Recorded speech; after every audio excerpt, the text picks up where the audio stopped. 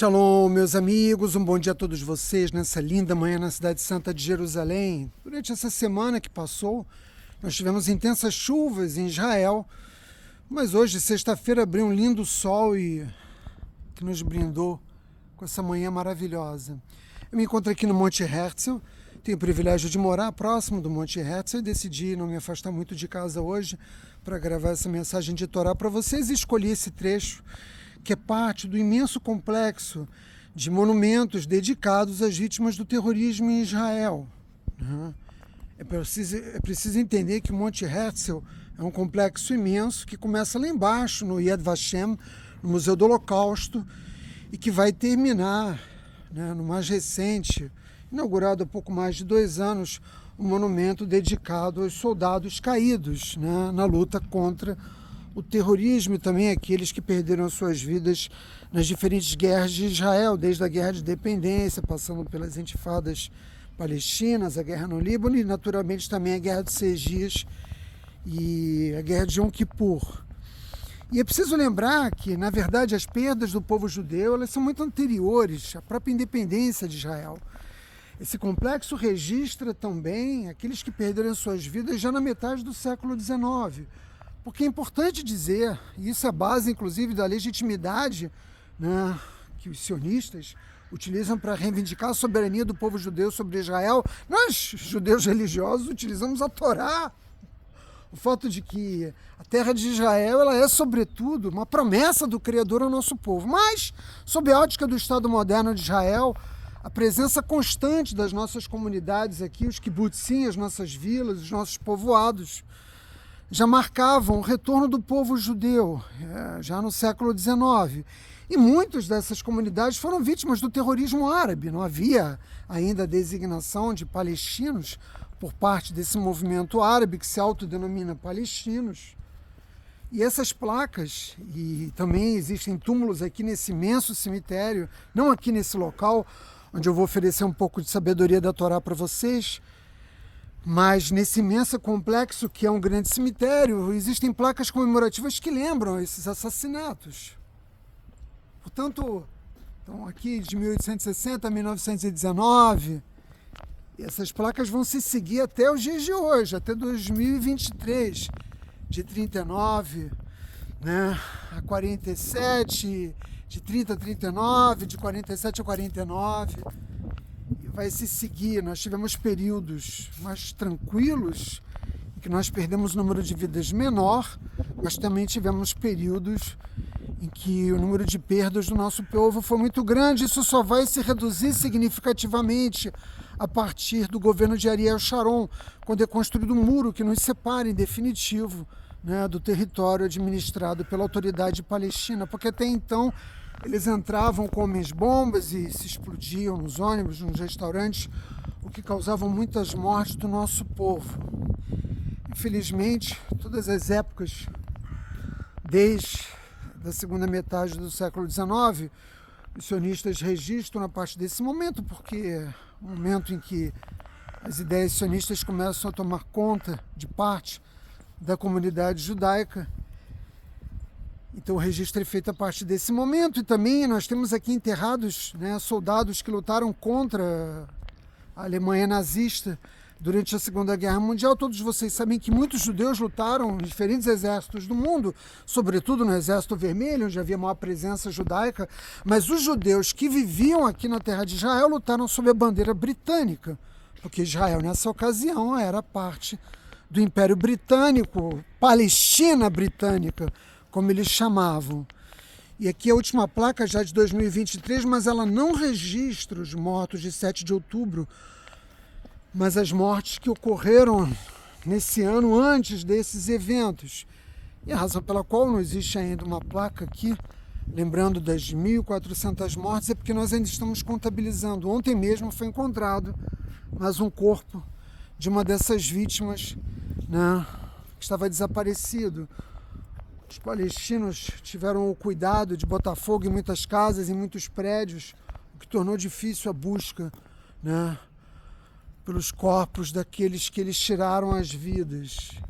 Mas é importante lembrar que a história de resistência, de sobrevivência do povo judeu não remonta a 76 anos de idade. que é a idade do Estado de Israel, do Estado moderno de Israel. Essa história de sobrevivência, meus amigos, é uma história de 4.000 anos, mas sempre aqui, nessa terra, na terra de Israel, porque não existe outro lugar para o nosso povo. Depois que eu terminar de transmitir para vocês a minha mensagem de Torá, eu saio caminhando e mostro para vocês um pouco mais desse complexo. Quero, antes de começar a falar da porção semanal da Torá, a Parashá Vayetze, que o povo judeu vai fazer a leitura no mundo todo nesse Shabat, eu quero ter a oportunidade de dedicar o mérito desse estudo de Torá, né, a um grupo muito especial de amigos da nossa plataforma, Pérolas da Sabedoria Judaica, que me fizeram carinhosamente a gentileza de me presentear com um telefone novo. Eu já estava utilizando meu telefone há 8 anos, já era um telefone velhinho, e ele já estava colapsando, e eu havia pedido na plataforma para os amigos que pudessem me dar de presente, para mim não, mas para o Pérolas da Sabedoria Judaica, um telefone novo, e esse grupo de 9 amigos se cotizaram e compraram um telefone, que é o que eu estou utilizando agora, e eu quero dedicar o mérito desse shiur de Torá a todos eles. E não só esse, mas de todos aqueles que serão gravados aqui nesse telefone, né, talvez por 8 anos, talvez ainda mais. Me permitam utilizar essa sombrinha aqui para me proteger do sol.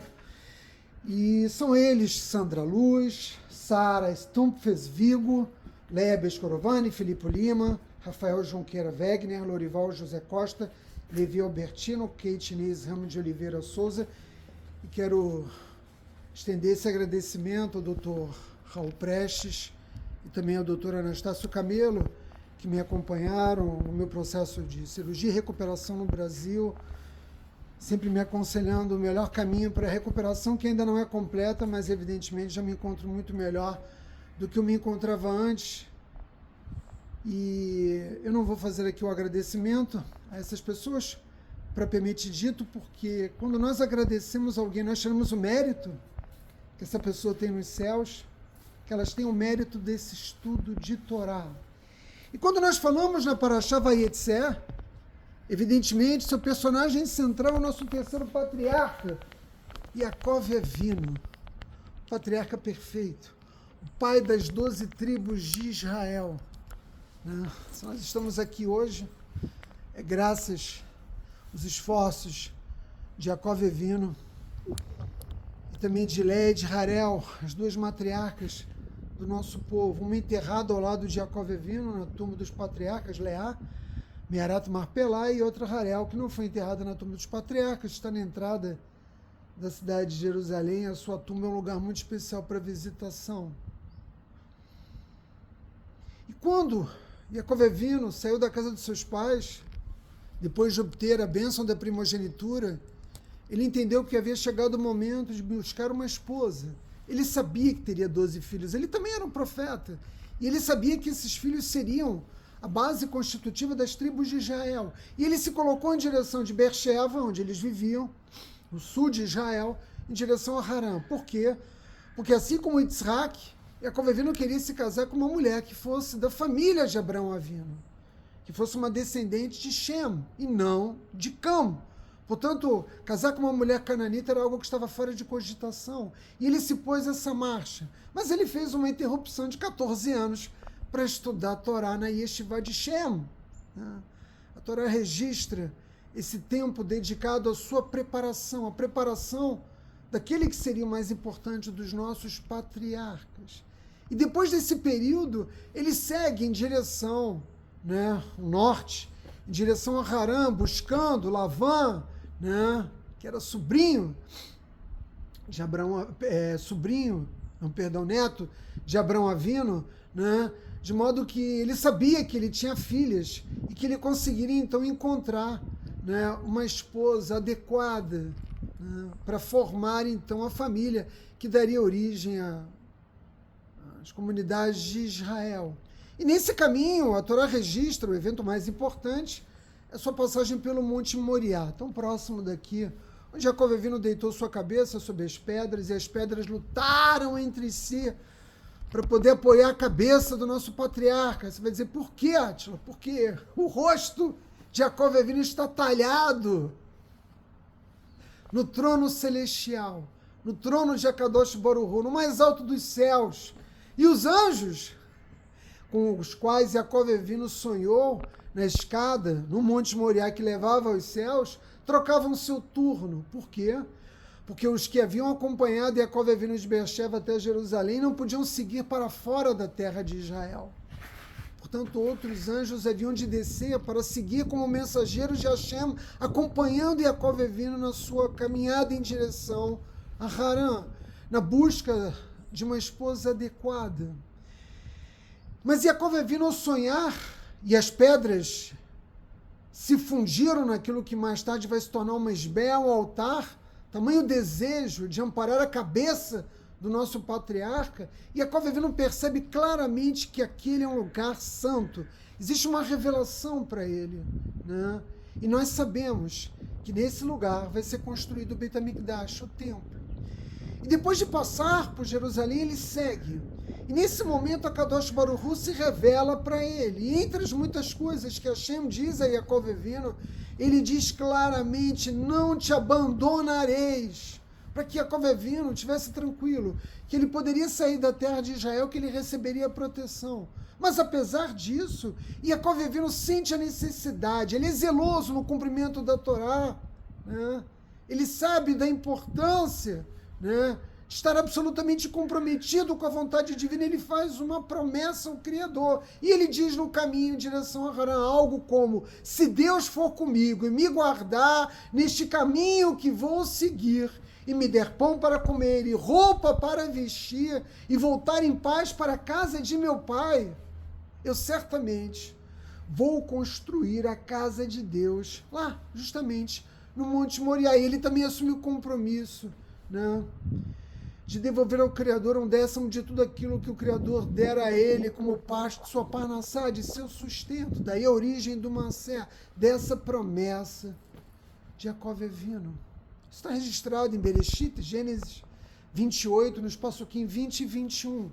E os sábios da Torá perguntam, né, duas questões fundamentais para a nossa reflexão aqui no dia de hoje. Em primeiro lugar, por que a promessa?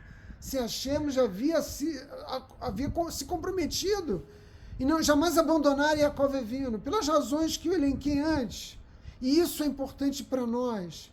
Veja, um judeu não pode fazer uma promessa para utilizar o seu tzitzit, para colocar tefilim, para colocar o seu talit, para comer caché. Teoricamente, não pode fazer uma promessa ao Criador para cumprir aquilo que nós já temos a obrigação de cumprir. Mas quando ele o faz por zelo, né? Ele faz para reafirmar o seu compromisso, estar, por isso mesmo, né, cada vez mais atento a cada detalhe exigido do nosso povo, na observância das leis divinas. E é por isso que Jacó Evino, embora já tivesse entendido que o Criador não se afastaria dele, jamais o abandonaria, toma a decisão de fazer essa promessa. E cada um de vocês que me ouvem aí do outro lado da câmera podem entender isso e fazer também suas promessas ao Criador. Mas muito cuidado com aquilo que sai das suas bocas, meus amigos, porque pior do que não fazer promessa alguma é prometer e depois não cumprir. Aquele que muito diz, pouco faz. Isso é algo que a sabedoria judaica nos ensina. Mas Jacó Evino especifica nessa promessa o desejo de receber pão para comer e roupa para vestir. Ora, existe alguma outra opção para o pão que não seja para comer ou a roupa para vestir? É possível que a roupa seja para comer e o pão para vestir? Por quê? Jacó Evino entende da necessidade e a Torá registra a especificação dessas palavras. Nós sabemos que na Torá nada é casual. Não existem palavras desnecessárias. Então por que, me permitam, por assim dizer, este palavreado extra? Por que Jacó Evino especifica que o pão é para comer e a roupa para vestir? E a resposta a essa pergunta é a lição de ética judaica que eu quero oferecer a vocês. Que é até mais do que uma lição de ética judaica, de Mussar, é uma lição para toda a nossa vida. E a resposta pode começar a ser encontrada no Mesilat Yesharim, que junto com Pirkei Avot são as duas mais importantes obras da Torá dedicadas, né, à ética judaica. Lá está escrito no Mesilat Yesharim o desejo de honra. Agora eu já posso levantar de novo. O desejo de honra que toca o coração do homem mais do que qualquer outro anseio, do que qualquer outro desejo que nos leva à bancarrota moral. Mesilat Yesharim está nos dizendo que é esse desejo que orienta as nossas vidas e que ele é a origem de todas as outras transgressões, a inveja, a cobiça, o assassinato, o roubo e etc. Né? Os homens em busca da honra são capazes de fazer qualquer coisa. E quando eu digo qualquer coisa, vocês sabem ao que eu me refiro. E eu devo dizer a vocês que cada um de nós é influenciado, em maior ou menor grau, por esse desejo de honra. Quando eu fui professor do ensino superior, do magistério do ensino superior, por muitos anos, e também advogado, eu tinha no meu armário mais de 50 ternos, e muitos sapatos, muitas camisas. Eu achava muito importante me apresentar para os meus alunos. Eu era um professor conteudístico, dava aula do primeiro minuto até o último minuto da aula, e era exigente, e fazia cobrança dos alunos, de tal modo que muitas das instituições que eu dei aula eu era chamado do mal necessário. Mas depois, quando eles faziam a prova da OAB e conseguiam ter grandes êxitos nas disciplinas que eu ministrava, eles escreviam para mim me agradecendo. Mas nessa época eu entendia que, além da qualidade fundamental que todo professor deve ter, né, de ensinar os conteúdos que estão contidos no currículo, na grade curricular, era importante eu me apresentar também da melhor maneira possível, porque isso estimularia eles, né, a entender que o esforço verdadeiro, a dedicação, o trabalho sério podem ter resultados, que você pode obter ascensão econômica e social, o que é uma bobagem, porque na verdade é Kadosh Baruch Hu que decide quanto você vai receber, e o mérito para obter Parnassá não é pelo seu trabalho. O trabalho é só uma forma de encobrir o milagre, né, que torna possível o sustento de cada ser vivo no planeta. O que nos dá mérito é o serviço divino. Mas eu acreditava naquela época nisso, que era importante ter um bom carro, ter uma boa casa, né, estar sempre muito bem vestido. E o que Yaakov Avinu está nos ensinando aqui, né, é que o que ele desejava realmente do Criador, e ele se contentaria apenas com isso, que o pão de comer pudesse ser qualquer alimento que estivesse à sua mão, e que a roupa, fundamentalmente, cobrisse a sua nudez. E que, se ele tivesse dito a casa, que fosse uma casa que o protegesse apenas dos elementos, da natureza, das intempéries do tempo. Isso que Yaakov Avinu está nos ensinando. Mas muito distante do resultado que nós teríamos se nós ouvíssemos o clamor de Yaakov Avinu ao longo de milhares de anos, nós poderíamos obter o nosso sustento com um esforço relativamente pequeno. Mas, sobretudo, não sentiríamos a necessidade de nos esforçarmos a todo custo para enriquecermos.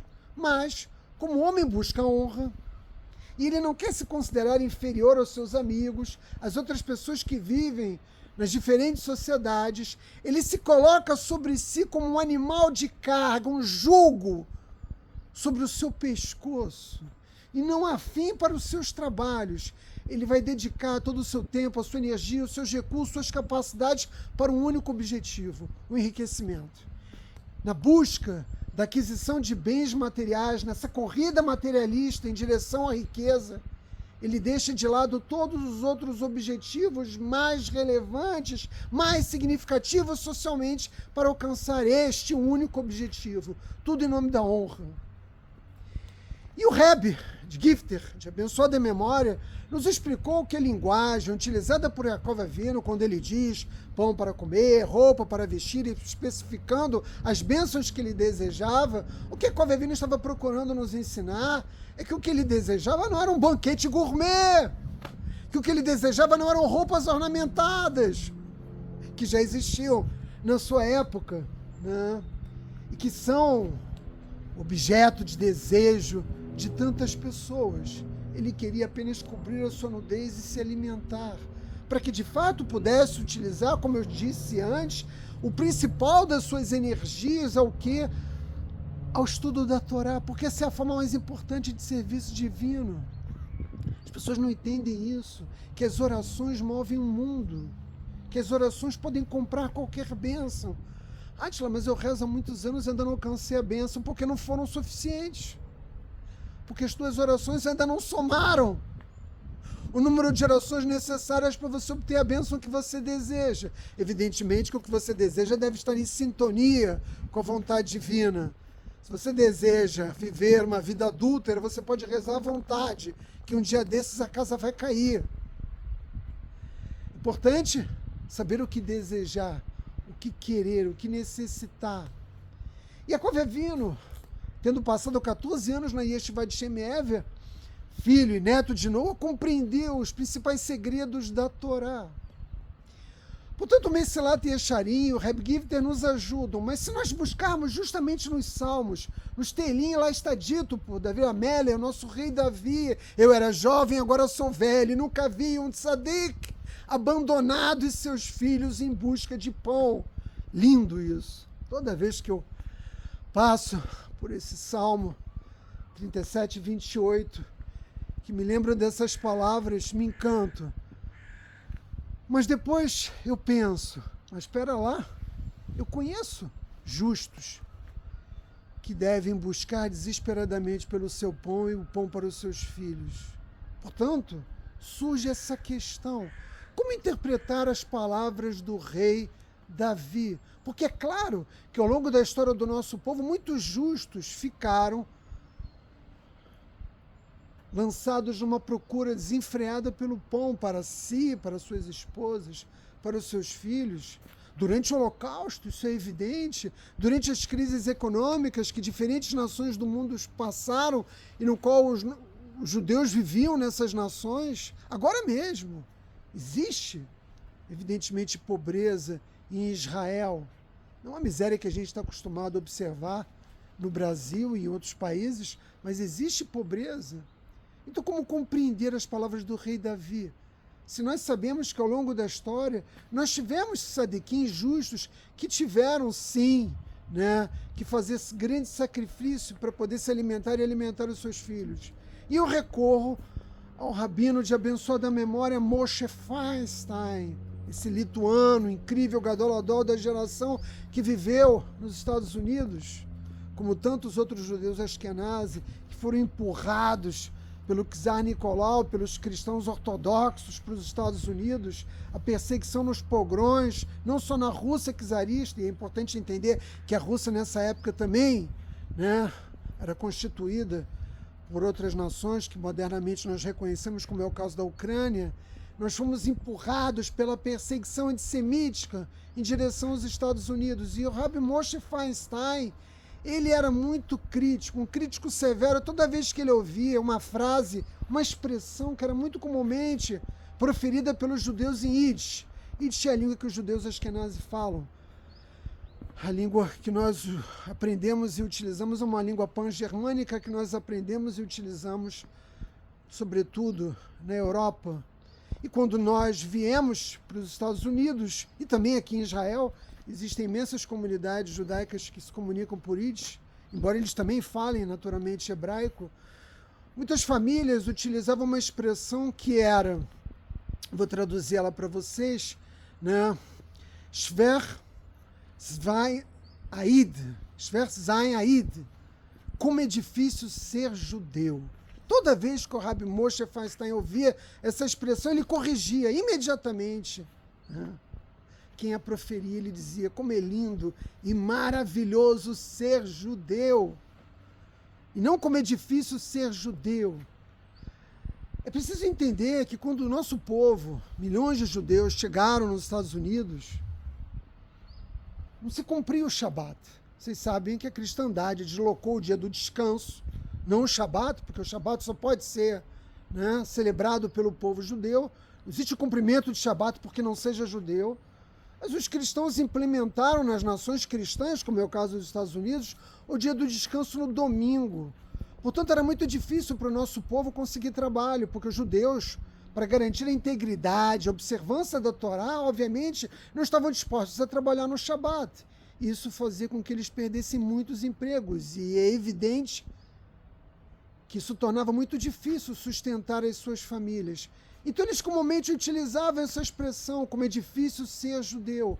O problema disso, e essa era a razão principal pela qual o Rabino Moshe Feinstein os admoestava, os corrigindo, dizendo ao contrário, como é lindo ser judeu, mesmo reconhecendo as dificuldades, né, que esses judeus enfrentavam no início, né, da nossa presença nos Estados Unidos, porque evidentemente que conforme as nossas comunidades cresceram e desenvolveram negócios e as nossas comunidades enriqueceram, as coisas passaram a ser um pouco menos difíceis para os judeus que viviam nos Estados Unidos, mas essas décadas iniciais foram muito difíceis. E a verdade é que esses judeus, quando suspiravam nas suas casas, essa expressão como é difícil ser judeu, que nós sabemos, né, de tudo que o nosso povo teve que passar, das dificuldades econômicas, a violência mortal, do ódio antissemita, quando eles diziam, suspirando essa expressão nas suas casas, essa afirmação deixou uma marca indelével nos seus filhos, e uma marca com sabor amargo. Como é difícil ser judeu, como é difícil ser judeu, como é difícil ser judeu. Imagina uma criança ouvindo isso durante toda a sua infância. Não imagine, saibam que o resultado disso foi que elas se afastaram. Elas se afastaram das comunidades judaicas. Elas se afastaram de uma vida judaica, porque os seus pais, que lutaram tenazmente para manter uma vida de Torá, ao dizer para os seus filhos o tempo todo como era difícil ser judeu, eles os empurraram para fora de uma vida judaica, e o que é pior, para uma busca desenfreada pelo pão. É aí que está a chave do entendimento da Torá. A busca pelo pão se tornou o objetivo principal. O materialismo tomou conta das nossas comunidades. Então saiba que o fato do nosso povo ter grande riqueza, embora existam muitos judeus pobres, e este que vos fala é um deles, de tal modo que precisa da doação de um telefone, o que aconteceu é que nós, judeus, que recebemos inspiração divina, que recebemos uma alma que tem uma conexão tão especial com o Criador, utilizamos todas essas bênçãos incríveis, né, para uma busca desenfreada pela aquisição de bens materiais, para enriquecer, né? Ao invés de dedicarmos ao serviço divino conforme o Criador espera de nós, nós utilizamos essas qualidades, sobretudo a inteligência, para nos dedicarmos, né, a uma corrida contra o tempo em direção à riqueza. E essa é a resposta para o fato de tantos judeus serem tão exitosos em todas as atividades que eles realizam, não só na vida material, mas também na vida intelectual, na vida acadêmica, científica. Por quê? Porque nós temos essa possibilidade. E ao utilizarmos essa riqueza espiritual em benefício de aquisições materiais, nós nos desviamos daquela que é a finalidade principal desse vínculo divino com o Criador, e o canalizamos para o pior dos mundos, para uma vida marcada pelo materialismo. E o Rabino Moshe Feinstein, sempre que ouvia essa expressão, é difícil ser judeu, ele dizia uma outra, que é lindo e maravilhoso ser judeu, como eu disse a vocês, mas a verdade é que feliz é o coração daquele que busca Hashem. Walter de Kelm nos dizia que aquele, motivado pelas lições do Talmud, naturalmente, que todo aquele que busca satisfação e objetivos materiais jamais vai alcançá-lo. E o Talmud nos ensina que quem tem 10, quer 100, e que quem alcança as 100, agora quer 1000.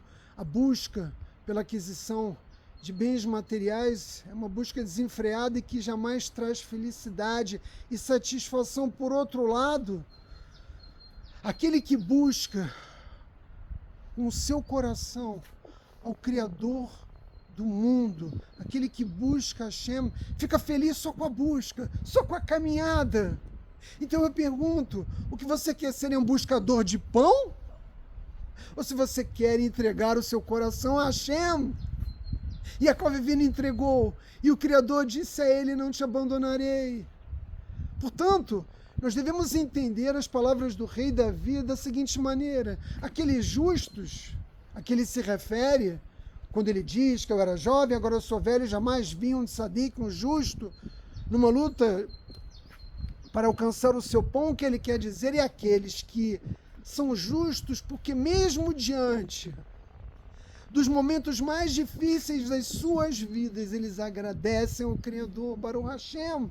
Não é à toa que essa expressão é uma expressão tão importante para todos nós judeus. Não importa o desafio que você esteja enfrentando, os obstáculos, e nós sabemos como pode ser dura e difícil a vida de cada um de nós. Ainda assim nós agradecemos, nós não dizemos para os nossos filhos como é difícil ser judeu. E se você não é judeu, também não diga para o seu filho como é difícil a vida que eu levo. Porque ele vai buscar, na sua experiência pessoal, se afastar, né, de você. Eu estou pressupondo que você é um homem reto, né, que você é uma pessoa que leva uma vida correta, né, reta no sentido de perseguir os caminhos de Hashem. Nós temos que estimular os nossos filhos, independentemente das nossas condições materiais, a servir ao Criador. Porque quando nós fazemos isso, Hashem nunca nos abandona. Hoje eu só tenho 2 ternos, esse aqui que eu estou usando e o que eu uso para Shabbat. Porque é uma mitzvah muito importante, se vestir com a melhor roupa que você tem em Shabbat. Nós judeus não somos como os japoneses minimalistas. Nós sabemos a importância e o significado dos bens materiais, desde que eles sejam transformados, que eles sejam utilizados para servir ao Criador. Riqueza é muito bom quando ela nos permite realizar uma quantidade imensa de mitzvot. Nós judeus não temos nada contra a riqueza, nós não temos nada contra os bens materiais, e a nossa missão nesse mundo é converter a matéria em algo que tem uma natureza espiritual. Se você é uma pessoa rica e você ajuda estudantes de Torá, se você é uma pessoa rica e ajuda a construir sinagogas, se você é uma pessoa rica e ajuda os pobres da tua comunidade, se você é uma pessoa rica e auxilia os teus parentes que se encontram em dificuldade, você está elevando tudo aquilo que é a matéria, né, grosseira desse mundo, o Olamazé, que nós vivemos, em algo que verdadeiramente vale a pena. Vale a pena ser rico, se for para usar essas bênçãos do Criador a serviço das qualidades infindáveis que o Criador nos pede que emulemos no mundo físico: o amor, a generosidade, a bondade, a solidariedade. Para isso que nós estamos no mundo, meus amigos, para sermos a imagem e a semelhança, Betzel Elohim, a imagem e a semelhança do Criador do universo. É isso que Yaakov Avinu está nos ensinando. Desejo a vocês todos um Shabbat Shalom. E vamos seguir aqui no caminho, que eu vou levar vocês até o túmulo do patriarca do sionismo, Theodor Herzl. Como eu disse antes, o Monte Herzl é um complexo muito extenso. Esse aqui é um pequeno trecho. Nós temos inúmeros monumentos de memória do nosso povo, e aqui são enterrados também a maior parte dos primeiros ministros, o também a primeira-ministra, Golda Meir, né? Ben-Gurion não.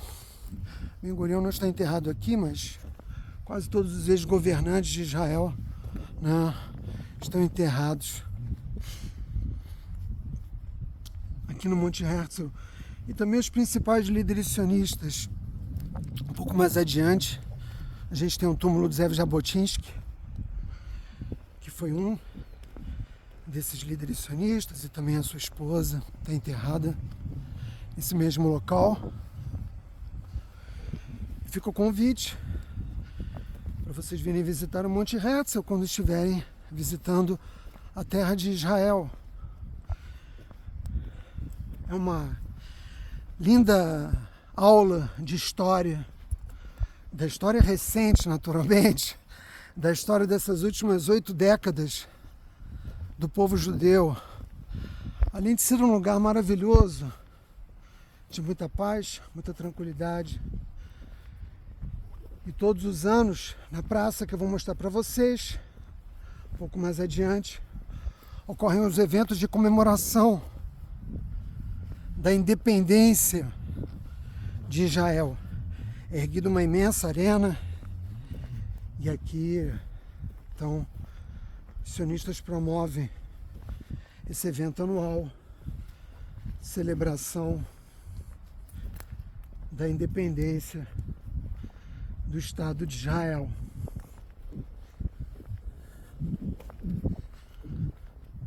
Eu já gravei muitos vídeos aqui no Monte Herzl, em diferentes lugares. E também é um excelente lugar para se sentar e estudar um pouco de Torá. Se você estiver cansado de fazer isso numa yeshivá ou buscar um pouco de silêncio, porque nas escolas religiosas, silêncio é uma coisa que você nunca vai conseguir.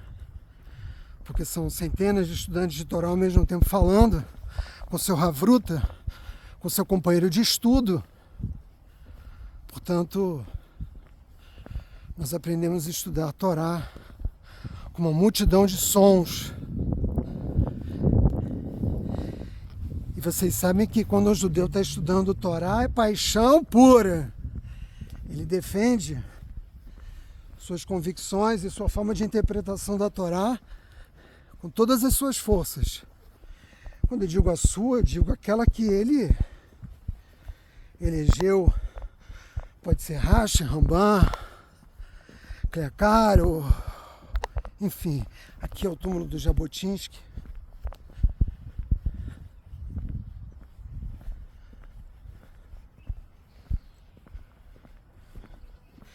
E nem pode ser de uma outra forma, porque o nosso povo é diverso, são 12 tribos. Nós temos muitas origens, inclusive étnicas. O nosso povo traz consigo a diversidade do mundo. Essa praça aqui, como eu disse, é o local onde ocorrem essas celebrações. Eu não vou caminhar até lá, mas eu vou aproximar a câmera para vocês poderem ver onde está o túmulo